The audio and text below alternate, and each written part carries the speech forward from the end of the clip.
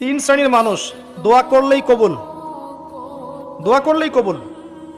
এক শ্রেণী হচ্ছে পিতামাতা, সন্তানের জন্য হাত তুলেছে, আল্লাহ আমার ছেলেটাকে হেদায়েত করো।